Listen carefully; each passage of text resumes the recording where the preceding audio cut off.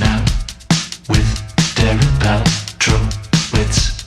Get ready to listen to your favorite artists. The Paltrocast is starting real soon. New interviews, no auto-tune. The Paltrocast now. It's the Paltrocast now. It's the Paltrocast now. Paltrocast. Thank you for checking out episode number 53 of the Paltrocast with Darren Paltrowitz. This episode is a little different than the others. All three of the interviews here feature multiple people from each band I spoke with. Those bands in question are Radnor and Lee, Kansas, and Sons of Silver. First up is my interview with both Radnor and Lee. Josh Radnor, yes, that Josh Radnor from How I Met Your Mother and Hunters and other great film and television projects. And Ben Lee, yes, that Ben Lee, almost 25 years into a solo career where he got started as basically a teenager in his native Australia. Great guys. Their new album is called Golden State. It is the second Radnor and Lee album. So we spoke about that. We also touched base on how Ben Lee's bar mitzvah helped him find his way in terms of his career, and also what it's like as full-time artists and content creators in the midst of COVID-19. I think you're going to like this one. Glad to have you both on the line, and really congratulations on getting another album done and basically out, because most people can't get their music out at the moment. So how long was the second album in the making for? Oh man, it was pretty a much while. from continued on from the first one, right? Like the writing. Yeah, we were overlap. Before the first one was even out, I think. Well, no, I don't know if that's true. What was the first song we wrote on this album? Was it Outside In, Ben? Yeah. So it was like while we were touring the first record, we were sort of starting to write the second one. So it was a few years. Yeah. Nice And healthy some songs, gestation period.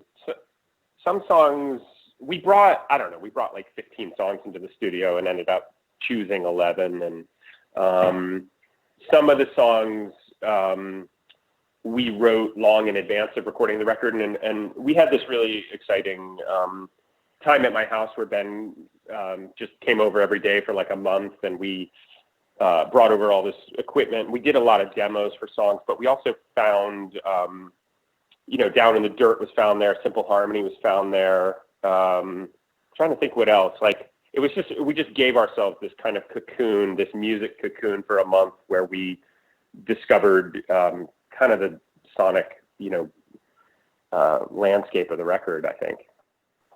And you answered what I was going to ask next, which was the first song that you wrote for the album. But you do already have a couple of videos out. Were those made months ago? Well, yeah, Simple Harmony we shot right before the lockdown sort of came into place, so it was kind of edited at the beginning. I think we just have one video, don't we? Or did we make another one? Pretty much, yeah. It was just the one Yeah, video. yeah. I mean, we have other videos from the first record, but from the second record, it's just Simple Harmony. And then, and other stuff we did, like we've done a little bit of stuff like performances, like, taped separately at home and sort of putting them together. Just trying to do what you can. One thing I can't figure out about you two is, Ben, when I first saw you live 20-ish years ago on Long Island, when you covered Skulls by the Misfits, it's obvious that you have a punk rock background too, but what is the artist or the group that brought together you guys in the first place in terms of commonality? I'm not sure that Josh and I's bonding was not over necessarily like musical aesthetic or albums we had in common or anything. It was more about like conversations about what being an artist means, trying to be, good and accessible, and trying to sort of get subversive or intelligent ideas into the world. I mean, it was more almost like philosophical conversations like that really, I think, created the palette. But obviously we're both interested in like acoustic music and harmonies and folk stuff and all that. But I think our initial creative bonding was more to do with like about attitude to art, to creativity. Yeah. And I think once we started making music together, we became more engaged musically. Like I would turn to Ben and say, Ben, who's the pianist who's in the band in The Last Waltz? Dr. John, right? Like, are you acting out a scene, or are you genuinely acting? No. But I watched The Last Waltz and I said, "Hey Ben, is Dr. John worth listening to?" And he said, "Absolutely." And he sent me a link to a record that I should listen to. You know, like once we. Splinters. Was that what it was? Yeah, it's really good. Yeah, anyway. Yeah, but I think we've become more. Our dialogue has turned more musical now that we've been making music together for so long. But I agree with Ben that it initially, because I wasn't making music, I was making movies and TV and theater and writing. But we were both, the very first conversation we had was about just how do you be popular? How do you be both popular and good? Like, we were actually asking ourselves that question, like, can you maintain really high quality and really kind of penetrate the consciousness of a culture? And we're still asking ourselves that question, you know, and I think some people really do that. But it was just a wide ranging kind of decade long conversation that led to us sitting down and writing songs eventually. Being of Jewish backgrounds in a certain age, did music at all start with you with Van Halen? Well, and for me, it was like my equivalent was Motley Crue. That was really big for me. Van Halen was like a little bit before. So for me, it was more Motley Crue. Van Halen was definitely around my time, but I just remember, you know, the videos more because it was an MTV thing, you know, Jump and California Girls and all that. But I never felt super hard for Van Halen. That's a shame. Can't win them all. but Ben, is it true that your music career kind of started that you got a guitar as part of a bar mitzvah gift? Well, yeah, I mean, I'd wanted a guitar. Obviously, I was playing guitar from when I was 10, and I just wanted to be in a band. And I did see... It's funny because my music is, you know, the acoustic guitar ended up being my sort of tool of choice. But the vision of, like, in my mind, there was a barrier for entry into rock and roll, and that involved having an electric guitar. So when I was, you know, 12 and a half and, you know, had my bar mitzvah and got that electric guitar, that was, I suppose, when I went, okay, there's nothing stopping me now. I have the same thing Slash has, or whatever. You know what I mean? Like I don't know how to play it as well, but it seemed like we were kind of all systems go. Yeah, similar story with Hillel Slovak from the Red Hot Chili Peppers, so you're not the only one. But back to you guys in your band and your music. Was the band name that you have now, Radnor and Lee, always going to be the name, or was there like a second place finisher? We had a bad band name idea that we will spare you. We're not going to tell you it. But, you know, Ben's idea ultimately, he was the one who said Radnor and Lee, and he himself nixed Lee and Radnor because he thought if you said it too fast, it sounded like a country singer named Leanne Radnor. But, you know, it's kind of in the tradition of folky acoustic kind of, you know, 70s bands, right? There's a lot of duos that just kind of called themselves by their last name. And we just, you know, it's kind of a slight nod to that. Yeah, and also just having there was something about, I feel like something that's been on the, it's maybe more of a subtext to our whole musical journey has been about kind of being men and being friends and being like, you know, men. Like it's something that sort of almost is like, it's like a complicated thing to write about these days. Because we realize we've been living under sort of these structures of what being a man is that have been pretty negative and have done so much damage on the world, you know. And so I think part of what I liked about Radnor and Lee was it was just like two men. Basically, it's like two men singing songs about their lives, and I liked there was a simplicity to that, and in a way, it's like a little. We're not the most macho guys, but there was something nice about assuming the mantle of sort of like these more macho duos or something. I don't know. The mantle. The mantle. Exactly. So it's an interesting predicament where you two are both famous for a long time off of different projects, and this isn't just a side project because there's a second album and you've made video content and you actively promote it with press.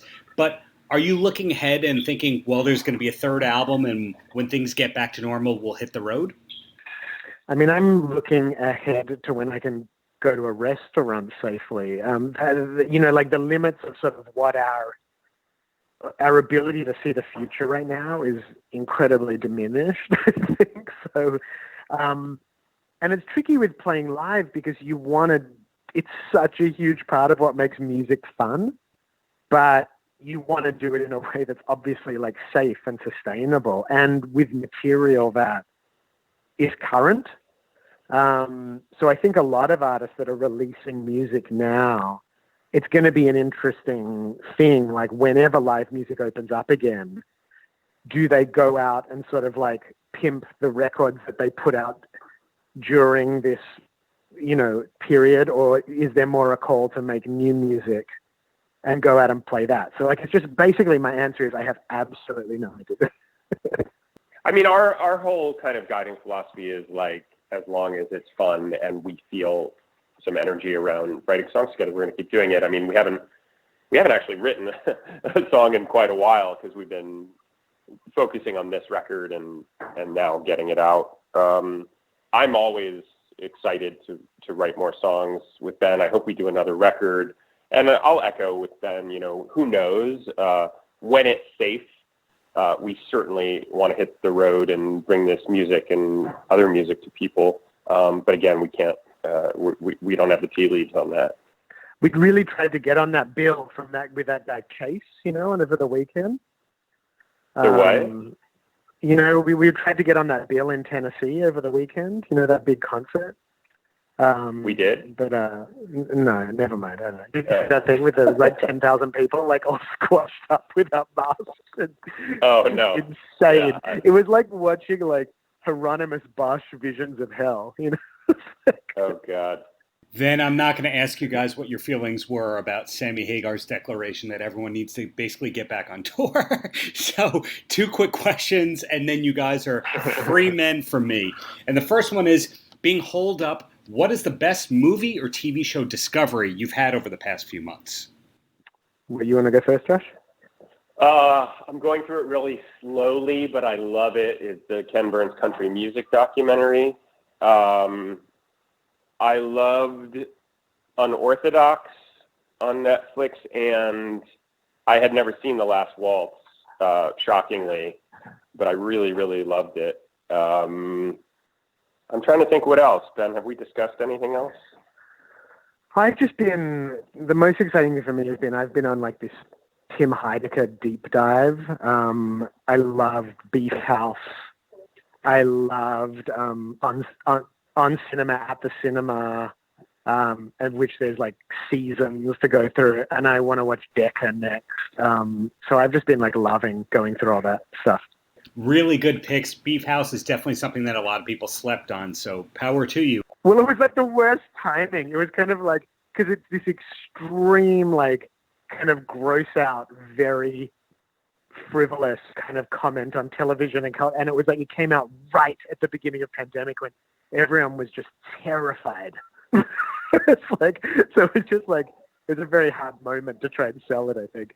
And then the show after that, Three Busy Debras, was another classic that unfortunately fell off the deep end. Oh, wait, I haven't seen that. That's a Tim Heidecker? It had the time slot after Beef House, and it was 6 or 8 episodes like Beef House. Not Tim Heidecker, but very absurdist, weirdo kind of humor that if you like the state, you'll like that. So the closer for both of you, being mindful of your time here, any last words for the kids? What kid? Mine are just like, here, watch some YouTube. Mom and Dad are going to have a lie down. Anything to add to that one, Josh? No. Fair enough. Well, thank you guys so much for your time. Really do hope that more music comes. You guys really sound Thanks, like you've man. been playing together for a lot of years, not just 3 or 4. So keep it up. That's cool. Thanks so much. Awesome, mate. Appreciate Thank you. that. Thanks for the support. Paltrocast. Next up is my interview with Kansas drummer Phil Ehart and Kansas singer Ronnie Platt. Kansas has a new album out called The Absence of Presence, a really, really smart title right there, although you wouldn't expect anything less from Kansas, who is still one of the most played bands on classic rock radio. Kansas was supposed to be out on the road this summer with Foreigner and Europe playing amphitheaters. Unfortunately, that's on hold or canceled.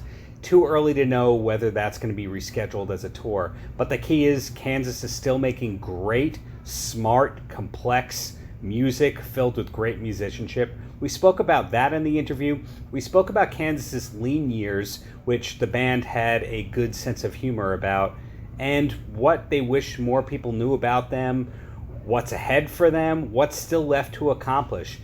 You got to think of it this way. Kansas started scoring hits over 40 years ago, still doing it at this high level, so I like to find out what the greats still think needs to be done in their careers. Think you're going to like this one, and if you want to see the video of Ronnie talking with me, go to my YouTube channel. When did you first start making The Absence of Presence? It started 2 or 3 years ago, actually.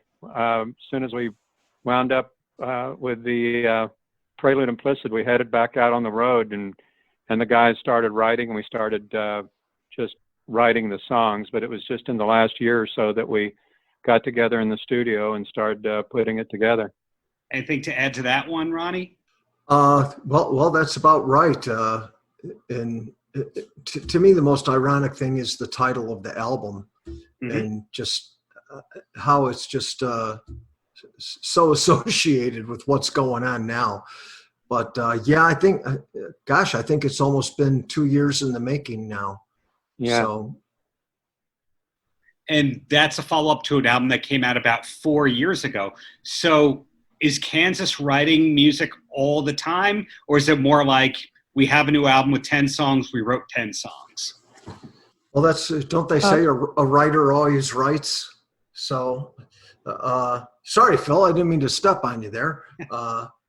But I just think it's part of the work ethic of this band is to always keep moving down every avenue possible. So it was a surprise to me joining the band and doing the Prelude Implicit. It's something I didn't expect when I got the job in the band, but here we are with the second studio album. And also with the live album, Left Overture Live and Beyond, that was out. So 3 albums under my belt since I've been in the band. And it just goes to show Kansas continually wants to put out that product. And this one goes to Phil. I did my research on Ronnie before this chat, to say the very least. As somebody who's been aware of Kansas his whole life, but aware of Ronnie for a few years now. Ronnie, who I had the pleasure of speaking with before he came on the line, Phil, has such an interesting background. And the narrative out there is that you guys kind of found him and said, do you want to audition, or at least do you want to join? Was there a particular video or performance of Ronnie's that made you went, this is the guy for Kansas? Well, it's a good question, actually. It's I was sent a video of Ronnie singing The Wall. He was at a piano by himself. I think it was at a club. And he had mentioned something about, you guys need to go see Kansas. This is a song by them called The Wall, and he sang it. And that's when I went, okay, this could be our guy. And got in touch with him and had him come to Atlanta. And he met with me and Richard, and we sat and talked, and he got to know us a little bit, and we got to know him. And I told him to, come to Atlanta and start with The Wall. That was the first song we were going to start with. And he nailed it. And it's been great ever since. So, yeah, it was a bit of a process, but seeing him, singing and playing, especially The Wall, which is a very special song, meant a lot. That he was very familiar with that, could nail it, walked right in with the band, nailed it. It was we got off to a great start for sure. And Ronnie, have you ever established the first time that you ever saw Kansas live? Yes, I do know the first time I saw them live, and unfortunately, it was later in their career. It was at the Holiday Star Plaza in Maryville, Indiana. The opening band was Night Ranger. Okay. So that was much later. Sorry to say, I never saw them in the 70s. I wasn't much of a concert goer. I was very much a loner at home, either playing guitar or playing bass, and working to buy music equipment.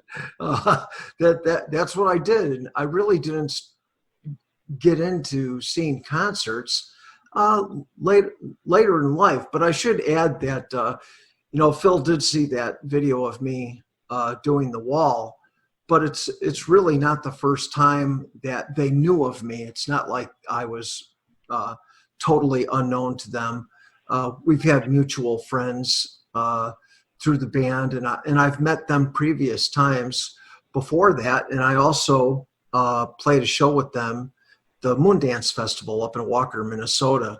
And Darren, I got to tell you this lineup, if you'll indulge me for a minute. The lineup for just Thursday was Shooting Star, okay, Foghat, Kansas, Sheryl Crow, and then this little band that was trying to make a name for themselves called Journey. That was the lineup for Thursday.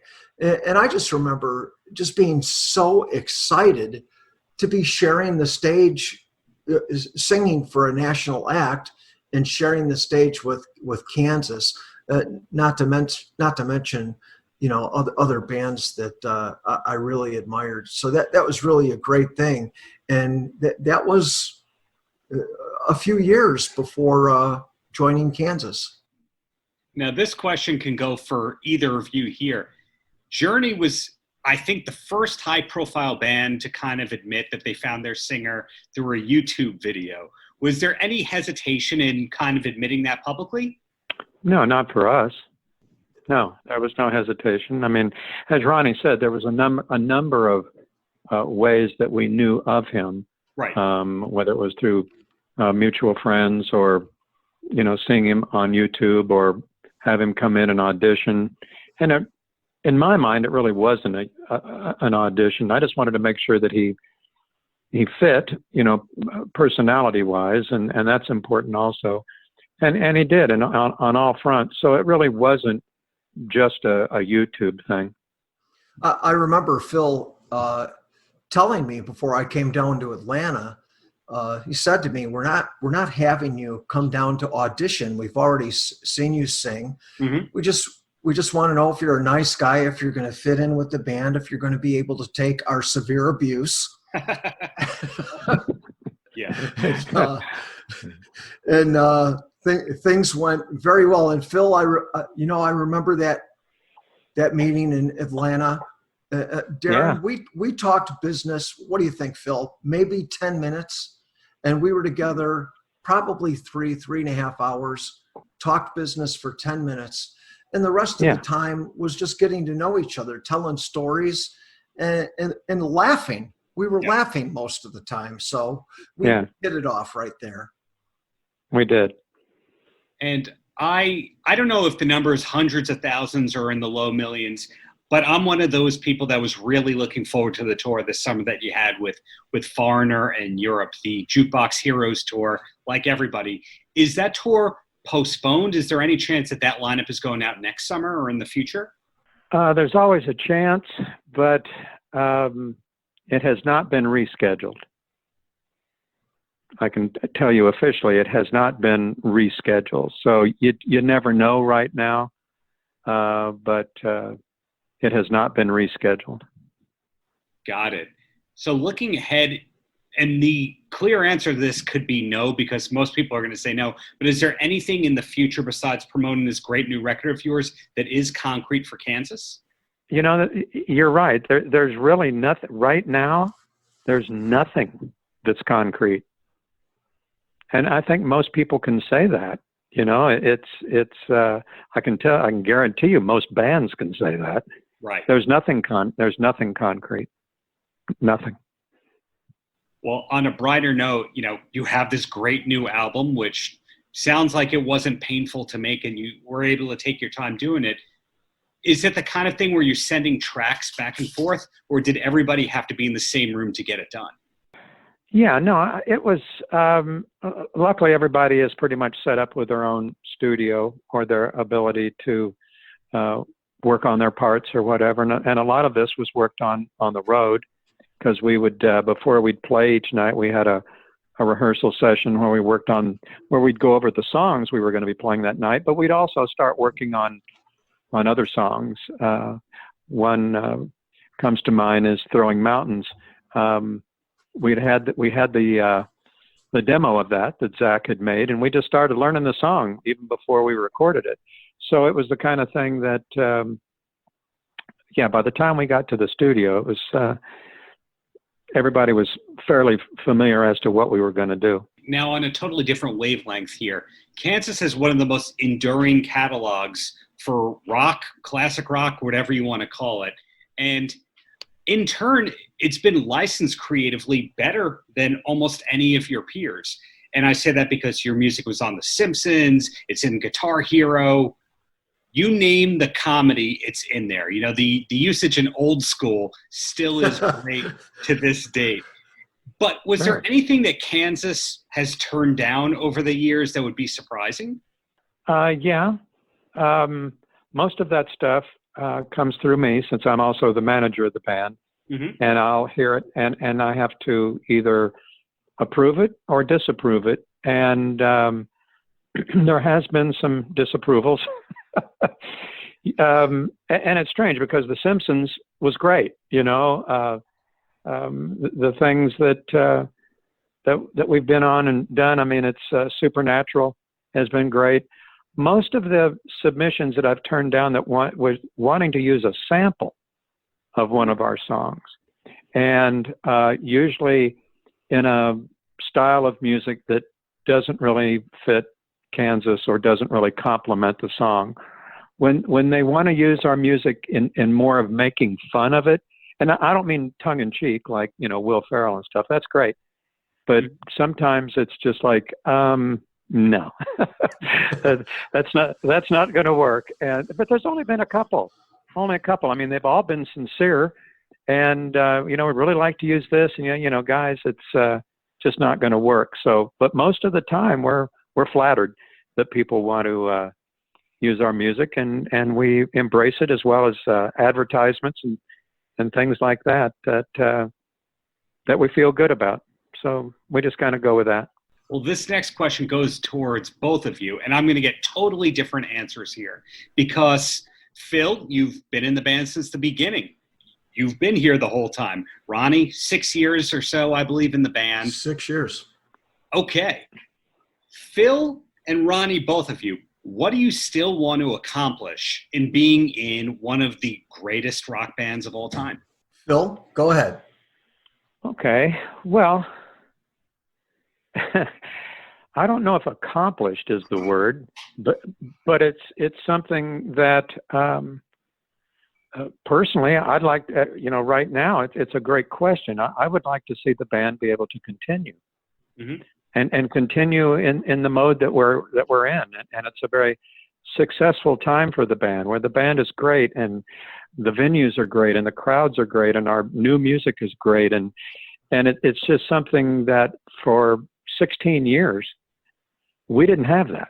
We were still out there playing, but it was at a time where we didn't have any new music. Members of the band were less than excited to be there. Mm-hmm. It was the venues were not very good. It was 16 years we called the dark years. So we were basically ages. Yeah, we were on a bus playing every dive you could imagine, and we've pulled ourselves out of that. And the new blood, whether it's Ronnie or Tom or Zach or whatever, the new blood that's come into the band has provided a lot of that.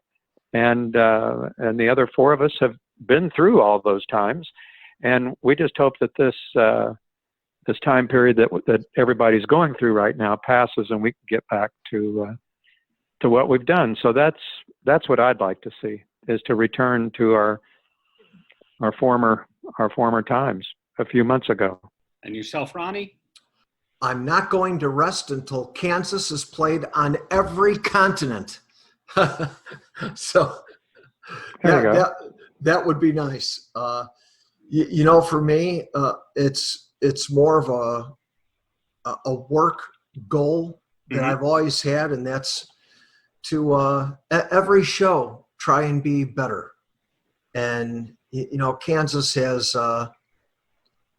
the Kansas fan has such a high expectation with this music, and to deliver that's my goal, is to keep delivering this music to the high standard that we put it at, and to keep Kansas going, and to keep writing new music. I've said this many times, where the kudos really go to Phil and Rich, who have been here since day one, right, and still have this creative desire to put out new music under that Kansas name that has that Kansas influence. And both Zach and I say that we've been so influenced by Kansas our entire lives, that when we write something, even not that we put conscious thought into, we have to write a Kansas song now. It's just something that comes out naturally because you're a product of your influences. And we've been so influenced by Kansas our entire lives. We can't help but have elements of Kansas in our writing. So when you bring that to the band and everyone starts adding their own flavor, we go into the studio, and of course you got the amazing Billy Greer, the amazing David Ragsdale adding their flavor in. It turns out to have that Kansas flavor, and it would be my goal to see that continue for years to come, even when the members of Kansas change, because in this band it really is about the music and not about the musician. Why do they still play symphonies, still play music from Bach and Beethoven and Mozart? Sure, their names are very well affiliated with that, but the music lives on, and I really put Kansas in that category. Onwards and upwards, I guess, is the way that we can summarize it all up for both of you. Absolutely. So 2 quick questions for both of you, and then you are free for me. And the first one is, what is your best TV or film discovery in the midst of being quarantined the past few months? That's a good one. I know mine. I know mine. I've discovered Peaky Blinders. Okay. What's anybody heard that? of that? I think it's a Netflix Peaky Blinders. Wow, it is intense. Really? I'm going to have to watch. For me, I did not realize that this was so popular, was Ozark. Yeah. Yeah. And I ended up binge watching that. I just thought that was fantastic. Yeah. One more season. Yeah, you haven't seen Peaky Blinders, Ron? No. I'm writing that down. That's on Netflix? That's on Netflix. Yeah, Peaky, Peaky Blinders. And I just thought, well, I'll just roll the dice. I couldn't stop. It's really good. It's really good. Well, I have homework to do because of both of you, Ozark and Peaky Blinders. So in closing, for both of you, whoever wants to answer first, any last words for the kids? Oh, geez.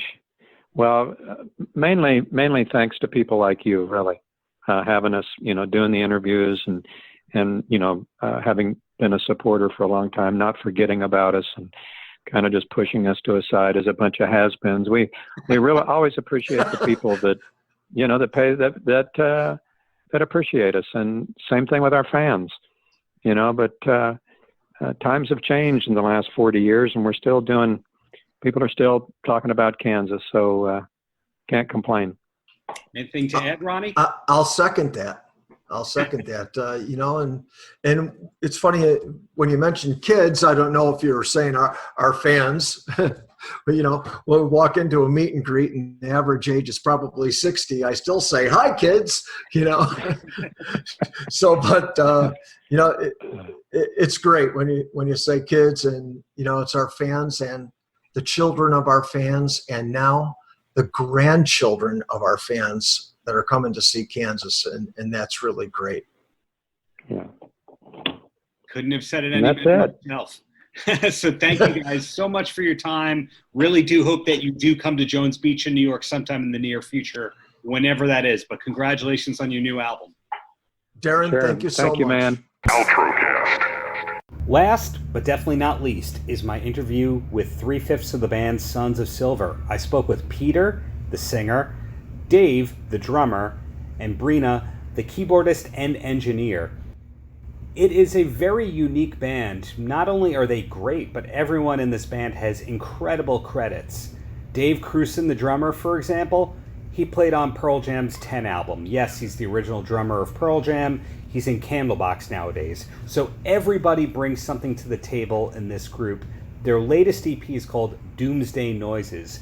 And in speaking with these three, it sounds like there's many, many more songs written or rough mixed or slated to come out.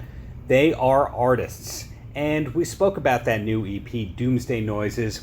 We spoke about everyone having great credits, what's coming up for the band, and also life off stage for them. Very refreshing thing about this interview, which rarely happens when you have multiple people on the line, is you can actually tell that they're friends. They're asking one another about their lives. They're sharing memories or stories that it doesn't seem like they've heard before. So this is a very loose, free-form, and fun conversation. And again, the video is on YouTube if you want to see the drum set that Dave is talking about. Enjoy. Doomsday Noises is the new release. And if I've read the press release correctly, a lot of the songs, or all the songs, came out of jamming. But when does it come from, we're going to make some new music, to actually have an EP? How long did that take?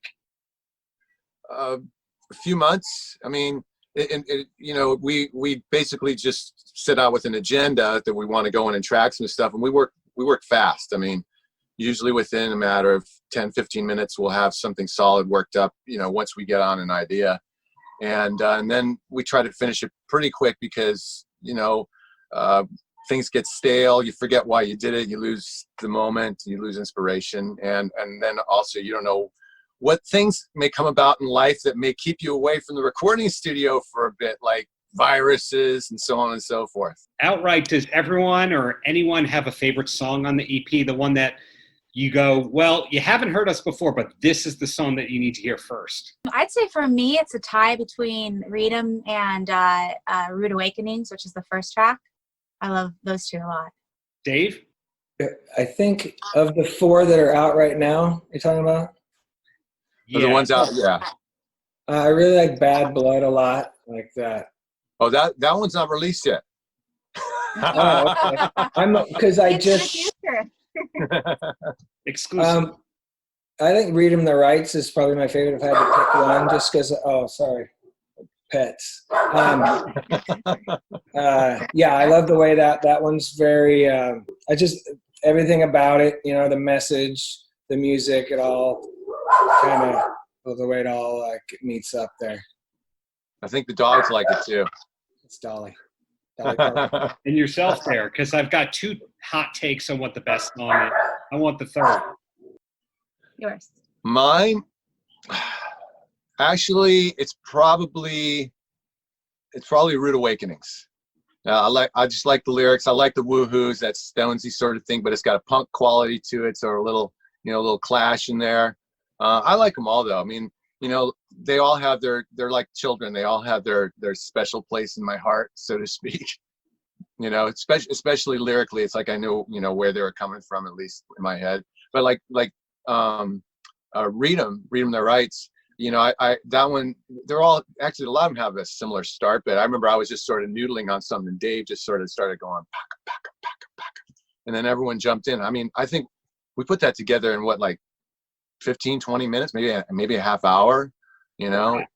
So it was pretty fast, if I remember right. And similarly, because when we track, I'm usually behind the board and the guys are in the room jamming and doing their thing. And I remember for the drums, for Rude Awakening, we weren't on a click, and Dave was just, I don't know if you remember this, Dave, but you were having so much fun. You were like hitting parts of like the drums you don't normally hit. And I was just so excited. It just had so much energy from the beginning. And I just loved the chaos. It was like this thing that was about to fall apart, but never did. And it was pretty awesome. Yeah. I don't remember that at all. That's cool. Yeah.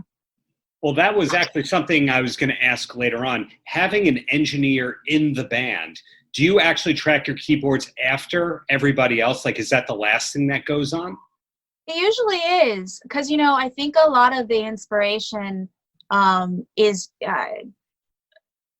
from the guitars, you know, because that's where that's the original instrument. And then a lot of times once the basic melodies are figured out, I mean, it's not always, but the keys are coming in to complement whatever the vocal melody or the guitar melodies are. Yeah. And you're one of these bands where, of course, the music's great, but everyone in the band kind of has to have parentheses next to their name. You know, when you're reading the bio, and says their credits and what they did before this. So a lot of people, the first time they heard about the band, went, "Oh, all-star band." Is that a thing that you like, that a lot of people first peg you that as a super group or an all-star band? I don't know that we really think about it that way. Dave, maybe you take that one up. No, I don't think so. I mean, it's just, I'm so used to like playing in bands and people want to know what bands you've played in, sort of thing. But for me, I mean, it was so long ago. That, I've always been like, I mean, I'm very proud of you know, what I've done musically and all that, but I really just kind of go with where I am right now, you know. And it's just like we've put in so much work in this band. Right. You know, somebody was asking me about, because the song's doing well and they like the music and everything, and I'm like, you know, like, is that cool? And I said, actually, it's so cool because the amount of work that we've put in, you know, seeing it pay off is like, it's so exciting because we never let up. And if anything, we worked harder. You know what I mean? Yeah. Like we well worked said. friggin' hard, and we go in the studio, and that's the beauty of them having a studio. Like you're saying, I was playing on different whatever, you know, I have complete freedom to do anything, and if it totally sucks, it doesn't matter because we can just go, you know, try something else. And I've never had the luxury. I mean, I have a home studio here, but I don't have a studio like they have a studio. They have a studio like, you know, they could charge $2,000 a day, and you know what I mean, that kind of like a real studio. So it's nice to be in an environment like that and just do whatever we want, really. It's well said on that, and Dave, and all points, and especially to me on the hard work. We paid our dues. We paid our dues after already having paid our dues. You know, it was like a second time around, maybe like a third marriage. You know, and sometimes, frankly, emotionally, that's tough because you're like, wait a minute, I played this club 10 years ago, you know, and I'm still lugging my amp here. Now, mind you, we'd all had a lot of success at different times with the bands on the way, but it's not easy, and you know, and then to start now really starting to see some success. People are jumping on from, you know, every angle. It's really rewarding. And then for me, especially because it's especially rewarding because musically we're really coming together now. It's you can see that all the time we spent together, the natural chemistry we have, but then the history that's built up with that I think that gives us all, you know, a lot of freedom to try things, to just be comfortable and you know that you're not really under the spotlight, but you know, forget the rest of the world, but with your own band members, which happens a lot. It's like we just go, and someone has an idea. Dave will sometimes, you'd be like, hey Peter, can you play that part? You know, you were just doing that. Can you do that more, or do that one a little less? You know, and I'll be like, oh, great. And I like that for me, because it's like, it's input. And I know we all do that with each other. So it's like a family, and it's fun. I mean, which is what it's meant to be. It's fun, you know? And you mentioned except for her. The engineer in the band is always the one that you have to worry about, because they're hearing things that other people are not hearing. And you guys do have great, interesting tones and effects in your music. But before I ask about that, before you said that a lot of the songs have come together in 10 or 15 minute blips of genius, does that mean that there's so much more material that's been written that has actually come out or slated to come out? We've got a lot of material. We've got a lot. You know, Dave said, he's like, I like such and such song. We haven't released the end. It's a really good song. Yeah, we have a lot of material. And we're going back into the studio in a week where Brina and I, 20 minutes before this, we're singing vocal on another song that we cut, you know, at the end of last year among a batch of songs. So, yeah. Wow. So before we started recording, we were talking a little bit about COVID-19 and the pandemic and what people are up to, but it sounds like you guys haven't slowed down one bit. Well, I think the touring aspect of everyone's lives, you know, has affected each person in slightly differently. Like you have maybe Dave and Adam touring a little bit more with their projects than we are. So I think that aspect. Or less, you mean? Well, previous to COVID, touring more. And so I think, you know, it's affected our lives differently. But as far as, I mean, Dave, you've been tracking drums in your studio, right? For people remotely? Yeah, I've done, I mean, we did a song, did you tell Darren about? The quarantine. The quarantine, no. Did you hear Quarantined in California? That one I haven't heard yet. I haven't had the pleasure of, and I know what I'm going to be doing as soon as we clicked end all on this conversation. Oh, it's great. Yeah, go ahead. No, I was going to say, it's great. He's like, hey, I got this little ditty idea, you know, and he sent it over here. And I think it was like an acoustic vocal and a click track. And I put drums on, just a real simple drum track.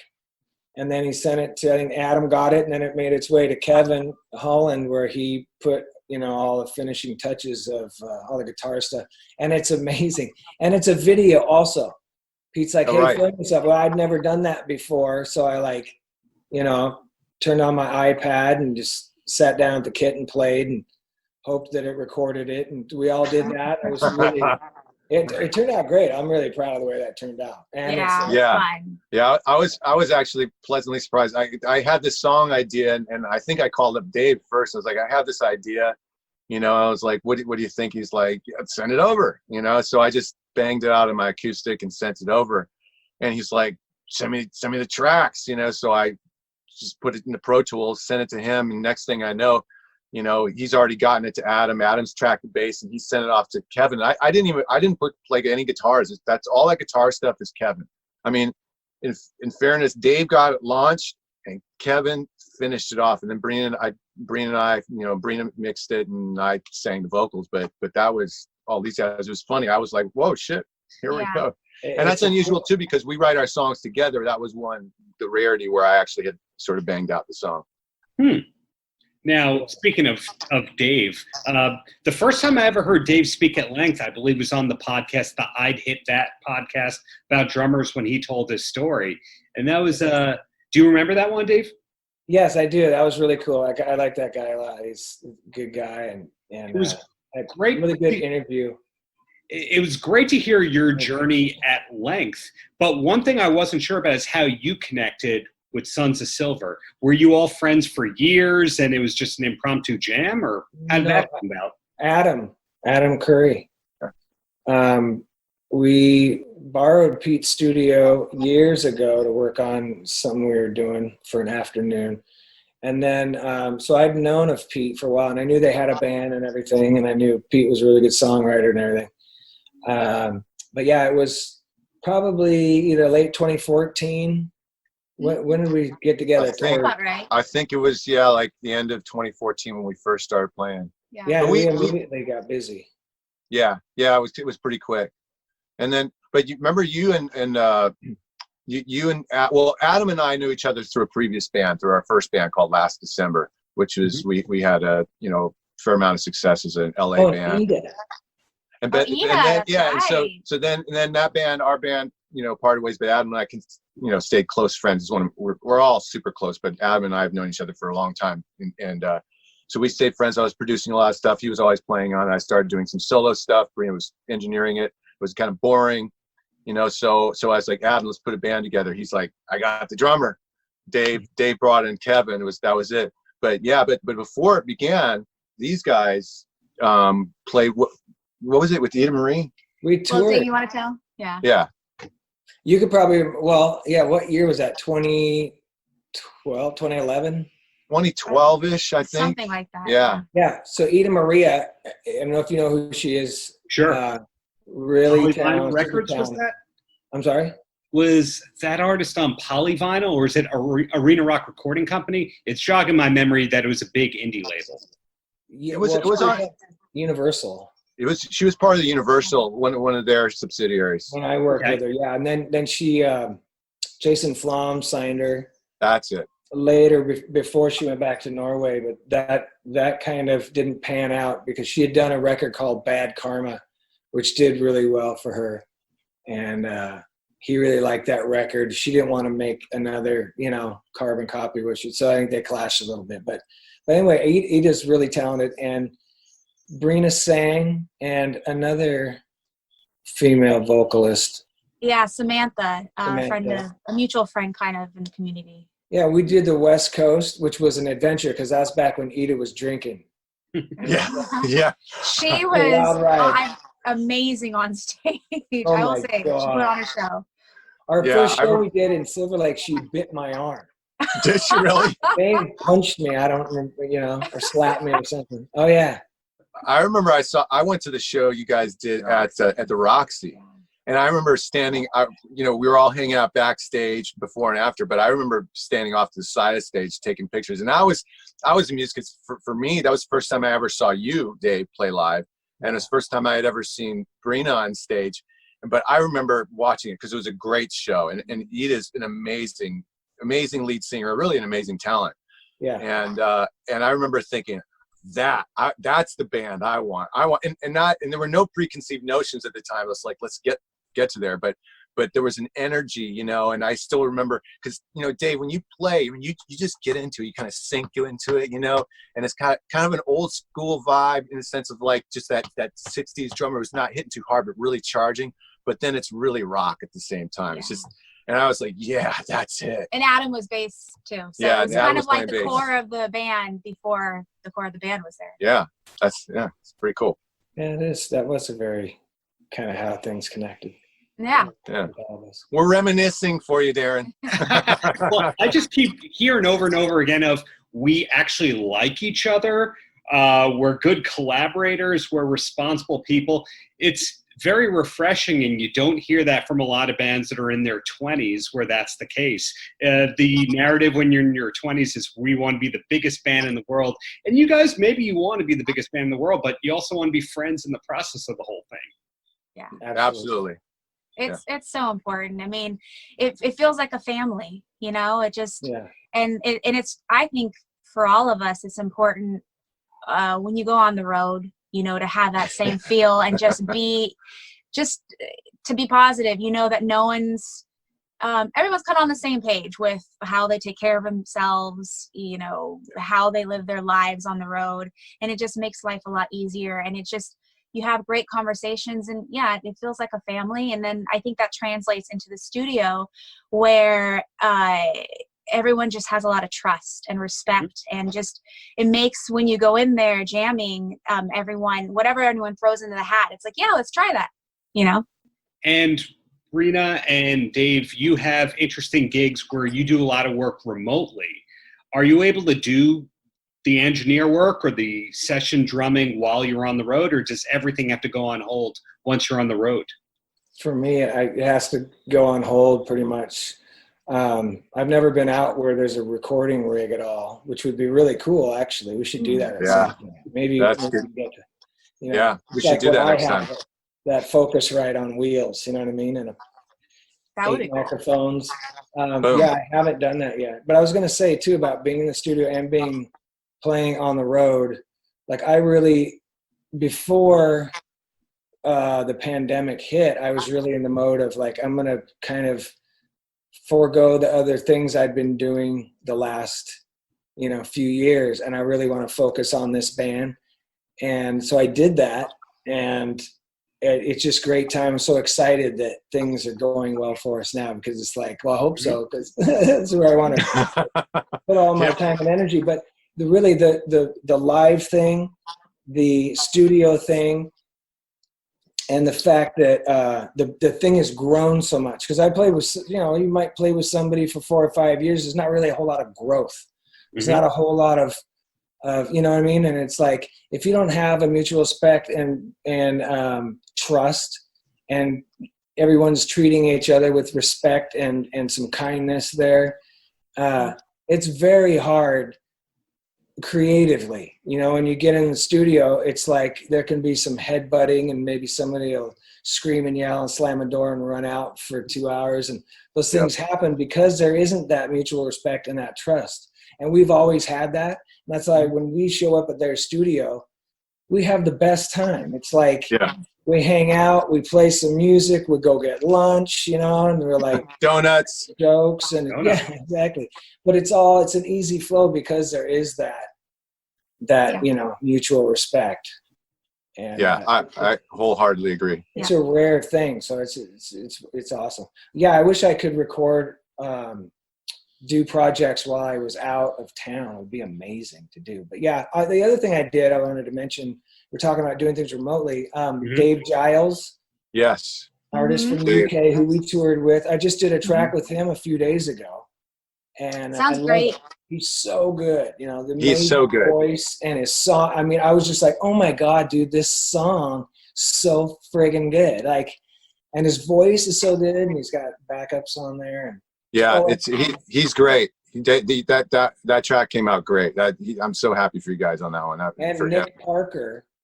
Yeah. Nick Parker, I worked with him remotely as well, and he does these things called Stranger Tunes, which you should check out. I saw one of them personally. Sorry, go. He's got crazy, like, massive YouTube following, and so he's like, hey, I do these things, and would you want to be involved? And I was like, absolutely. And it's a cover of a John Prine song. Oh, cool. And we did it completely different he really liked the way it came out, and I love it. I'm super proud of that. Nick Parker, it's on YouTube, you can see it, but he gets people together that he hasn't had together, that he's like worked with this person over here and this person over there, and I knew him because we toured with Dave Giles, and he was on that tour. Yeah. So yeah, I did it with everybody. There's like 4 or 5 people on that track. And none of us, we're all in different areas, locked down, and it came out amazing, like our quarantine song. So. I wanted to ask you, I know we're getting sidetracked here, but did you guys track that all live, Dave? Or did you? No, same like you did. Like he said. Same like we did. Okay. Yeah, he did acoustic to a click or whatever. Yeah. So it's on a grid.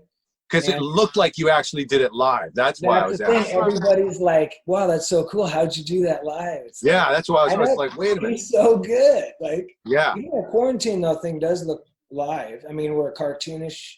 Treated. And we don't have the instruments. You guys actually had well, I guess Kevin, no, you were playing. I wasn't. But I guess there wasn't playing an instrument or something. I don't know. But yeah, the way he put it together, because I literally I gave him like 2 videos, and he edited it so because my dog walks in at the end. And my drums are set up, I don't know if you can see. So I have drums set up right here. Oh, yeah. Yeah. So I recorded my video part right there. Actually, I did the drums there as well. It's the first thing I did in my dining room. But my dog walks in at the end and looks at me like, all right. Good timing. Yeah. I'm always super curious about the remote kind of stuff, because when I interview somebody like a Kenny Aronoff, I don't know if you know Kenny, but I'm sure you know who Kenny is. Yeah.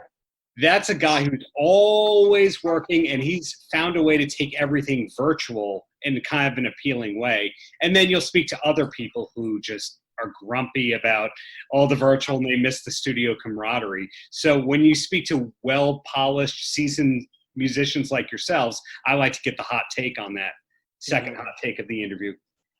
Right on. Yeah, I'm loving it. I mean, the fact that we can do it at all is Yeah. like, thank God, you know what I'm saying? Exactly. Yeah.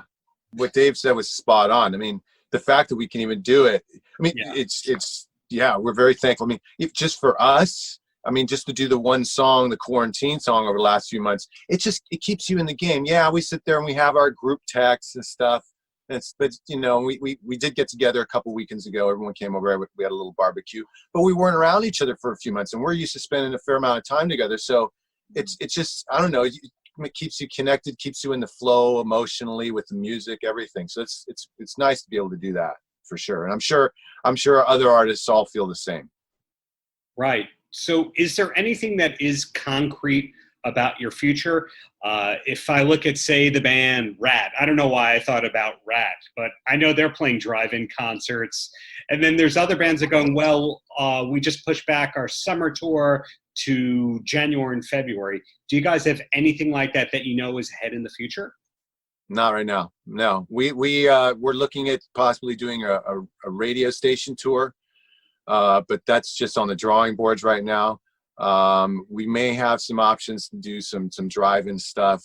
Again, that's just in the drawing boards, and we may have some options to do some college, pull up flatbed truck, for some college football games.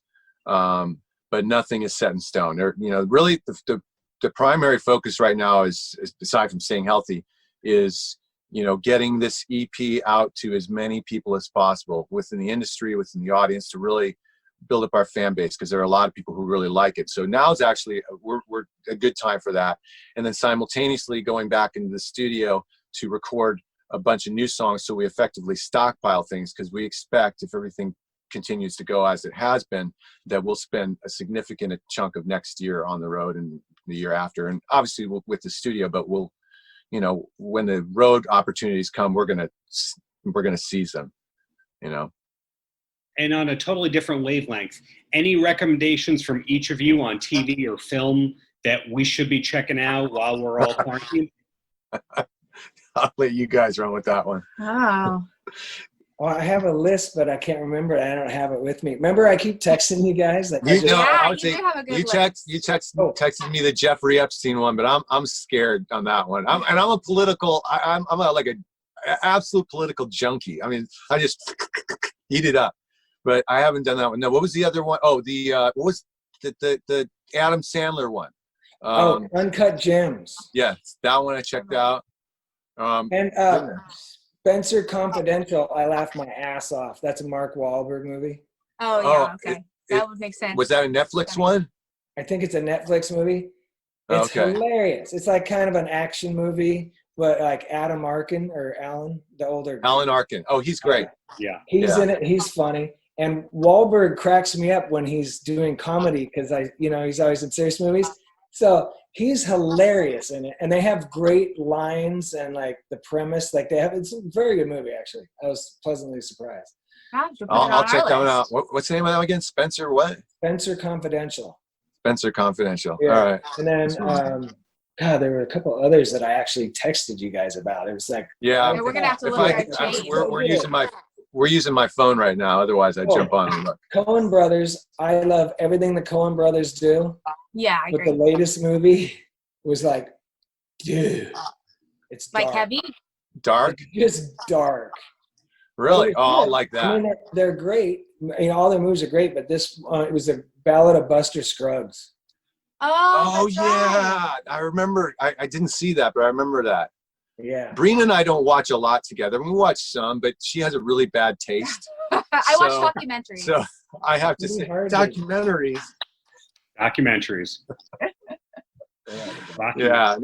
What you've been watching some good stuff lately, though? Well, at the beginning of the pandemic, I love a lot of punk rock music. I mean, I love a lot of different kinds of music. Sure. But I had just finished reading actually a book that came out in the 90s I think it's called Please Kill Me, and it's an incredible. Yeah. Yeah, you've read it. I mean, it's so good, and it's so creative. So that got me on a sort of momentum of watching different music documentaries. So I kind of, during the pandemic, I was watching a lot of that. And then also I'm a science geek. So I've been watching a lot of different science documentaries too. That's true. Yeah. You know what? That reminds me. I watched the one on Bob Weir the other night. Did it show him using kettlebells? No. Have you ever watched the videos of Bob Weir working out? No. Well, you know, they did have a couple quick graphics of him doing his yoga and stuff like that. So he seems like he's in pretty good shape. Oh, he could kill any of us with his bare hands. So enjoy that and his influencer daughter, and very complex guy, that Bob Weir. So being respectful of all of your times right here, I'll ask the closer, and that's any last words for the kids. Follow Sons of Silver, come to our shows, listen to our music, and tell your friends. You know, be good, but don't be too good. I don't know, you guys. Yeah, I don't know. Dave's trying. I'm pulling a blank. What'd you say, Dave? Did we lose his audio? I said I have kids, and I'm always telling them something, but I don't know what it is. No, I said stay in school. That's a good idea. That's a good idea. Yeah. Respect your elders. elders. A little hard right now, though. Respect your elders. Absolutely. And, I'm sorry, my gardener's here. I gotta shut my door. It's gonna get really loud, but yeah, I think that's. And keep an open mind. Yeah. Yes. Don't just go with the flow. Don't just go with what your friends are doing or saying. Amen to that one. Yeah, I'd add to that. In these times right now, it seems there's a lot of pointing fingers at each other instead of listening. And I would say, you know, with my heart, like, just try to listen to each other, because even if someone sees things differently, you might learn from them, or you might help each other grow. Yeah, be respectful of others too. Yeah. Be respectful. Listen. That's how we get better. Yeah. We all get better from listening to each other, poking each other a little bit, not too hard, but just a little bit like, hey, you know, back and forth. It all gets better. The collective is much better than the individual in that sense, to me. Well said. You guys have been so generous with your time. When this all blows over, hope to see you live in New York, but keep up the great work you're doing on all ends. Thanks, Darren. Thank you, Darren. Thanks for having me. Great to meet you. Paltrocast. Thanks for checking out the Paltrocast with Darren Paltrowitz, produced by V13 Media. Theme song by Steve Schiltz. Audio mixing by Mark Piro. Until next time, have a great Shabbos. Paltrocast.